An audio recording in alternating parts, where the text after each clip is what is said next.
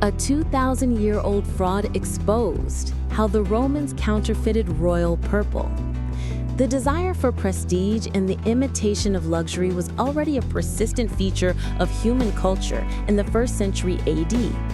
A study by modern scientists has shown that most purple fabrics from the Roman era were actually dyed with plant dyes, not the expensive purple obtained from Murex sea snails. Ancient craftsmen used a mixture of madder and woad to create the effect of an expensive color, indicating the existence of a veritable market for imitation luxury goods more than 2,000 years ago. These findings demonstrate how technology, economy, and social ambitions were intertwined in the everyday life of ancient society.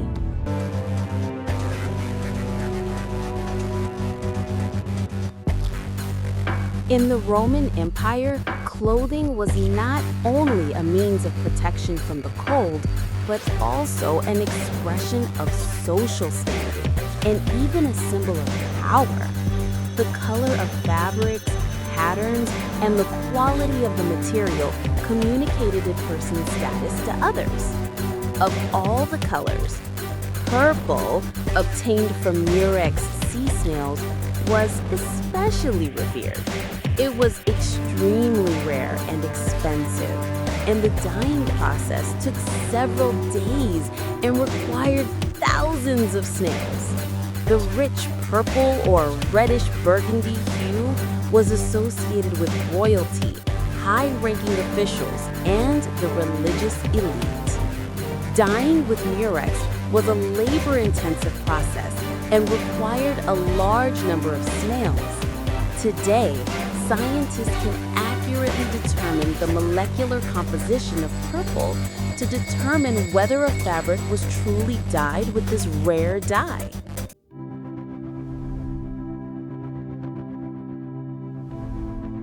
Analysis of hundreds of textile fragments has shown that most do not contain Murex. The color was created by double dyeing with red madder, rubia, and blue woad, Isatis tinctoria. By sequentially dipping the fabric first in one solution, then in the other, ancient artisans achieved a rich purple hue, virtually indistinguishable from the real thing. This method required great skill.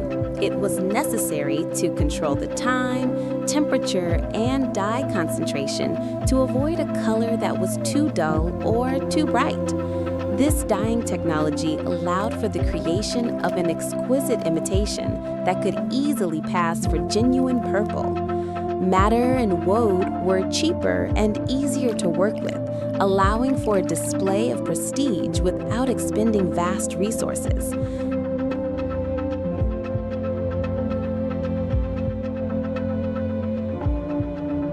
The discovery demonstrated that counterfeiting luxury goods was a widespread practice. Fake purple fabrics allowed people to demonstrate high status without spending huge sums on sea snails, thereby achieving the appearance of belonging to the elite while remaining within their actual means. This economy of truth demonstrated the flexibility of social norms and society's willingness to accept outward signs of status over their true substance. This phenomenon is not new to antiquity. Babylonian cuneiform tablets from the 7th century BCE contain recipes for imitating expensive dyes. This suggests that long before the rise of Rome, artisans were seeking ways to reproduce the effect of rare and valuable materials using more accessible means. The desire to appear richer and more noble than one actually is a centuries-old tradition that has accompanied the development of civilization since ancient times.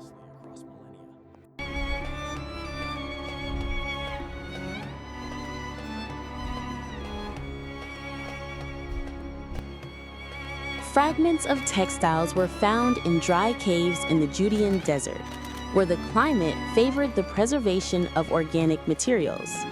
These signs help reconstruct not only the techniques of ancient dyers, but also the social practices of the time.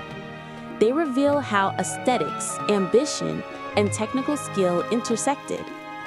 Madder and woad, plants from which dyes were obtained in ancient times, were grown in the region and were widely used in economic and cultural matters. Their use demonstrates that ancient artisans were skilled in color manipulation, creating the effect of expensive purple without the use of rare snails.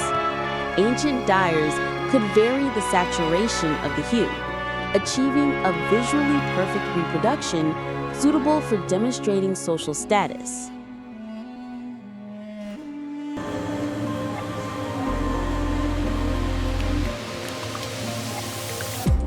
The double dyeing technology required precise calculations. Leaving the fabric in one of the solutions for too long could distort the hue, while too short could dull it. Controlling the temperature and concentration of the solutions was critical. This level of skill demonstrates that the production of fake purple was not an isolated practice, but part of a developed industrial and cultural system.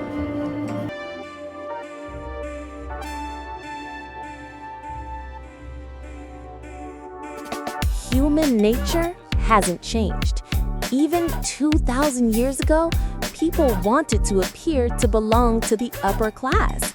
The ancient Romans, like modern people, understood that appearance and social perception were crucial in determining status and influence. Ultimately, the ancient purple scam reveals not so much a historical detail as a mirror of ourselves, the enduring human desire to appear more important than we actually are.